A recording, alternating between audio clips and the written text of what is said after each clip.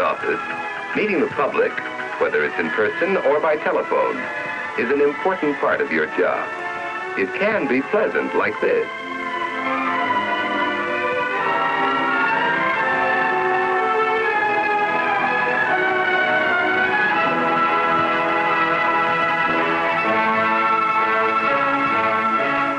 Or it can be like this.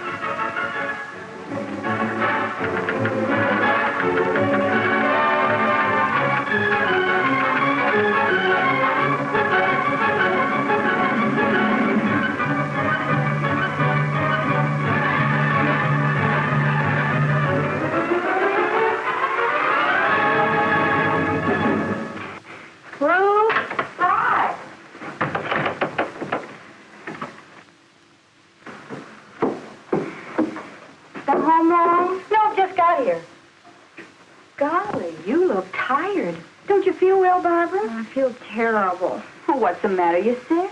No, it isn't that. I've decided to quit my job. Oh, what happened? Is it your boss? Oh, no, you know I like him. Well, then the company. No, the company's all right. It isn't that.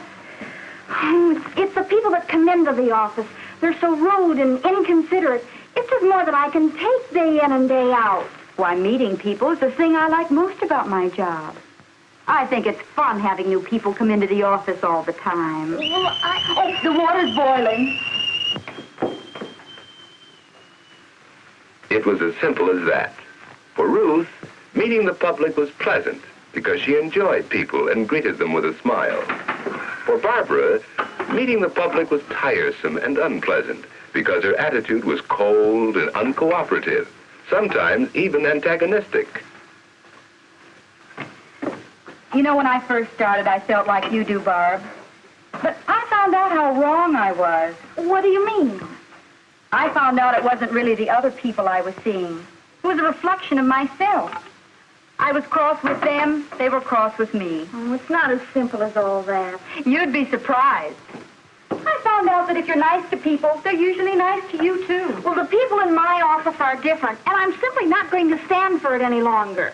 You're tired now, Barb. I know just how you feel. Let's talk about it again later on. It's no use, Ruth. Really, I've made up my mind. I'm going to start looking for a job tomorrow. I'll put the table. Oh, here, I'll do it.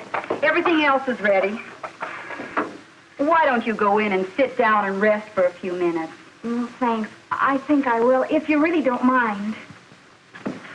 What you need is some good hot food in you. It'll make you feel better. Oh, it's not that, Ruth. I know I'm tired, but it's more than that. A reflection of myself? I don't see how it could be. After all, what do they expect? I've got my work to do. I can't stop and pass the time of day with every person who wants to strike up a conversation.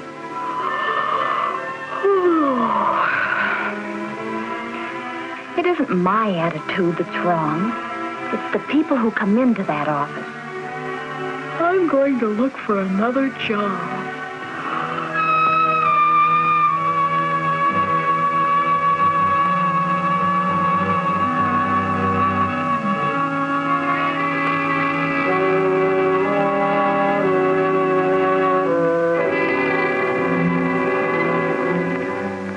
How much longer are we going to have to wait?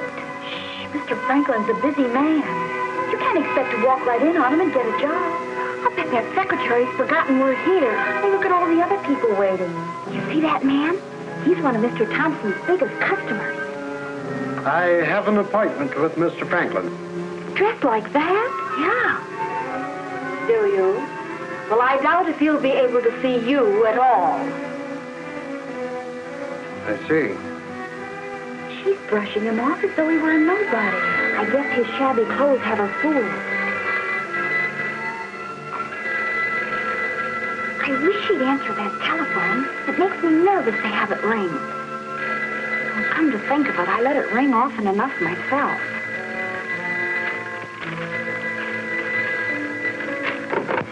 Hello.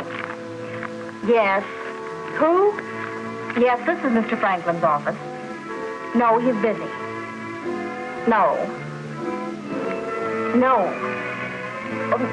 I don't know who's in charge of that. Oh, yes, I suppose so. If you want to. State 4059.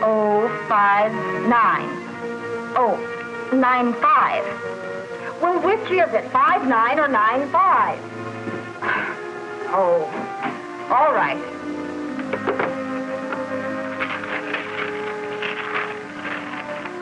Yes? May I see Mr. Franklin, please? What did you want to see him about? I'd like to discuss that with him, if I may. Is it about a job? No, I represent the Bragdon Company. You selling insurance? We're one of your company's suppliers. Well, I'll see if he'll see you. She should really find out what his business is, but not like that. She should do it tactfully. Well, I guess those questions were kind of blunt. And you'd think she'd know who the Bragdon Company is. Mr. Franklin isn't in. He isn't? I said he isn't in. Thank you. He isn't in? Well, then why has she got me sitting here waiting then? I don't think she told that man the truth. Well, I'm going to find out whether she told the truth or not right this minute. Young lady, miss.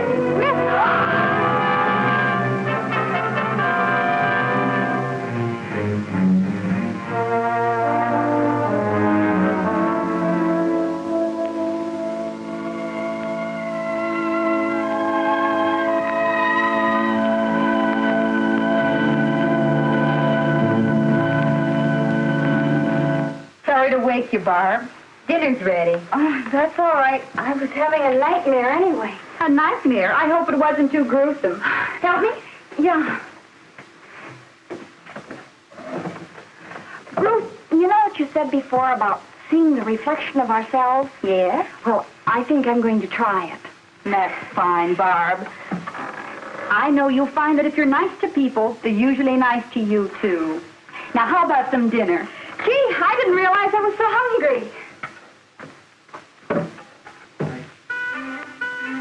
In the days that followed, Barbara did her best to acquire a genuine interest in people, for she found that smiles are effective only when they're genuine. She carefully practiced the first basic rule in meeting the public, remembering and using names. Oh, yes, Mr. Borden. I'm sure that Mr. Thompson will be glad to see you. Of course, Mr. Farnsworth. I'm sorry, Mr. Pratt.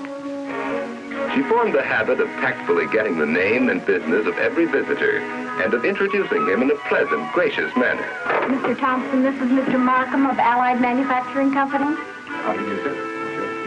She learned to anticipate Mr. Thompson's needs and have ready for him material he might require during an interview.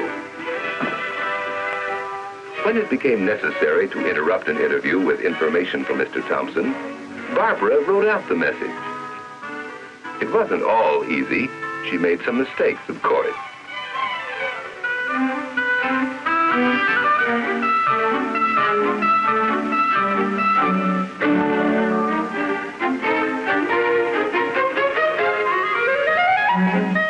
She learned, too, that it's a mistake to argue with visitors. You have an appointment at 10:30. Mr. Thompson should be with you in just a few minutes. Would you mind waiting over there? As different kinds of situations came up, Barbara discovered the proper way to handle them. One of these was the inquisitive caller. Oh, I suppose you girls managed to keep busy. Yes, there's always enough work to do. There's a rumor that the firm closed a big deal with Marshall and Company. Is that so? Yes, a 5-year contract. Know anything about it? I can't say that I do. However, if you'd like to see Mr. Walker, that's all. No, it's perfectly all right. It's not that important. Yes, Barbara learned to be on guard against the visitor who asks too many questions, to handle him tactfully but firmly. She learned how to turn away a visitor firmly without making an enemy of him. Can I make an appointment now for some time? Next week?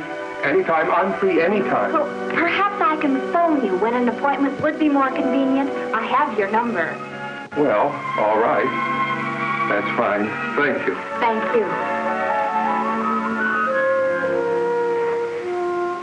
She learned good telephone manners, like answering promptly, using the caller's name. Mr. Thompson's office. Yes, certainly, Mr. Hunt.